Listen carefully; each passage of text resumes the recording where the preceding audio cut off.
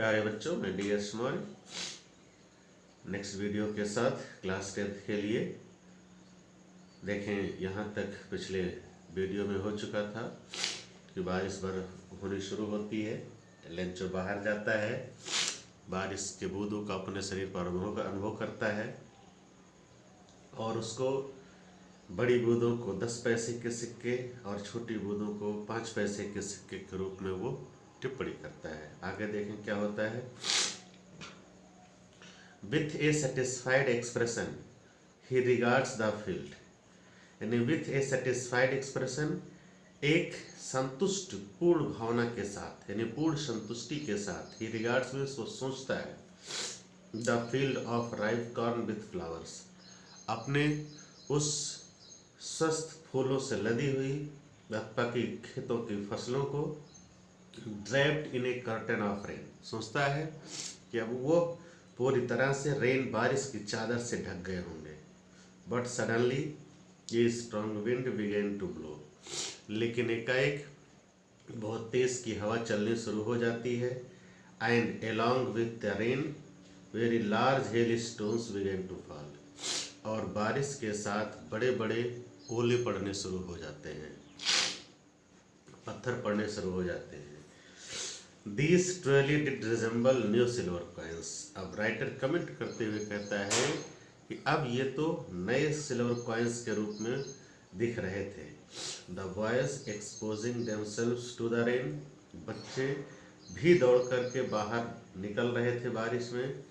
Ran out to collect the frozen pearls, वो दौड़ते हैं बाहर उस जमे हुए मोतियों को, यानी बर्फ के टुकड़ों को इकट्ठा करने के लिए। It is really getting bad now, exclaimed the man, ये कहता है कि अब निश्चित रूप से ये बहुत ही गलत हो रहा है। I hope it passes quickly, मैं आशा करता हूँ कि ओले पड़ने जल्दी बंद हो जाएं। It did not pass quickly, लेकिन ये बहुत जल्दी नहीं बीता। For an hour the hail rained on the house, घंटों तक ओला पूरे हाउस पर पड़ता रहा, घर पर पड़ता रहा। द गार्डन, बगीचों में पड़ता रहा। द हिल साइड, पहाड़ियों पर पड़ता रहा। द कॉर्न फील्ड, खेत की फसलों में पड़ता रहा, अपनी फसल के खेतों में पड़ता रहा। ऑन द होल वैली, पूरी घाटी में पड़ता रहा। The field was white as if covered with salt, पूरी फसल, पूरा खेत ऐसे सफ़ेद हो गया जैसे नमक से ढक दिया गया हो। Not a leaf remained on the trees, पेड़ों पर एक पत्तियां तक नहीं बची। The corn was totally destroyed, फसल पूरी तरह से चौपट हो गई। The flowers were gone from the plants, यानी फसल के पौधों से फूल जा चुके थे, झड़ चुके थे। Lencho's soul was filled with sadness, और इस तरह से ये देख करके लेंचो की आत्मा दुख से भर गई। When the storm had stopped, जब तूफान समाप्त हुआ, अर्थात जब तूफान रुका, he stood in the middle of the field, वो अपने खेतों के मध्य जाकर खड़ा हुआ। and said to his sons, और अपने बच्चों से कहता है, a plague of locust would have left more than this, टिड्डों का एक झुंड भी इससे ज़्यादा कुछ छोड़ गया होता। The hail has left nothing, ओले ने तो कुछ भी नहीं छोड़ा, अर्थात ओलों से कुछ नहीं बचा। This year we will have no corn, इस साल हमारे पास कोई भी फसल नहीं होगी।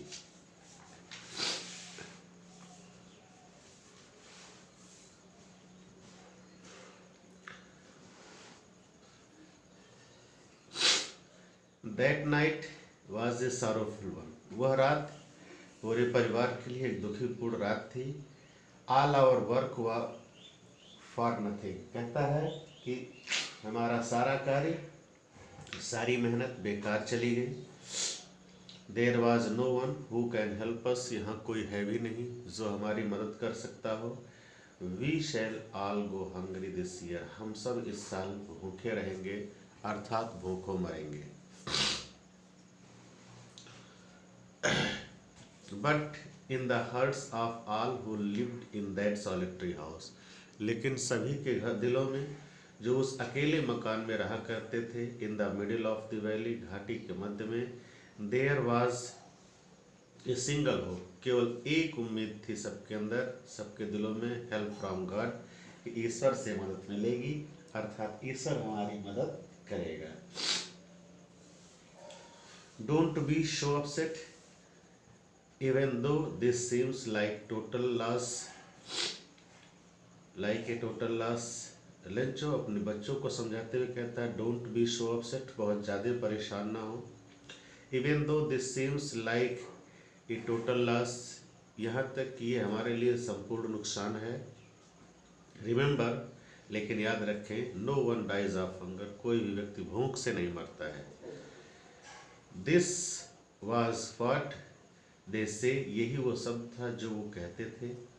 No one dies of hunger, कोई व्यक्ति भूखों नहीं मरता है, अर्थात इस दुनिया में भोजन सबको मिलता है। ऑल थ्रू द नाइट, उस पूरी रात भर, Lencho thought only of his one hope, अपने उस इकलौते उम्मीद के बारे में। कहता है द हेल्प ऑफ गॉड, कि ईश्वर से मदद ली जाए, अर्थात ईश्वर मदद करेगा, यानी ईश्वर उसकी सहायता करेंगे। इस तरह से वो सोचता रहा। कहता है द हेल्प ऑफ गॉड, ईश्वर से मदद, whose eyes as he had been instructed, जैसा कि उसे बताया गया था। हुज आइज यानी भगवान की आंखें, सी एवरीथिंग, सब कुछ देखती है। Even what is deep in one's conscience, यहाँ तक कि कोई बात किसी की आत्मा में छुपी भी हो तो भगवान उसको भी जानता है। Lencho was an ox of a man, Lencho बहुत मेहनती व्यक्ति, यानी जानवर के रूप में काम करने वाला, अर्थात बहुत मेहनती व्यक्ति था, बहुत मेहनत करता था।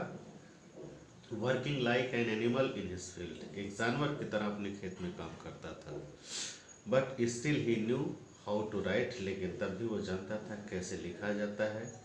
द फॉलोइंग संडे, अगले संडे को, एट डेब्रेक, सुबह सुबह, he began to write a letter, उसने एक पत्र लिखना शुरू किया। Which he himself would carry to town, जिसको वो स्वयं टाउन लेके जाएगा। And place in the mail, और मेल बॉक्स में उसको डालेगा।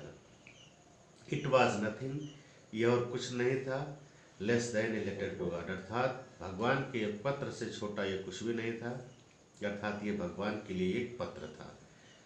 तो यहाँ तक आज देख लें, इसके अगले वीडियो में इसके आगे बता दिया जाएगा। धन्यवाद।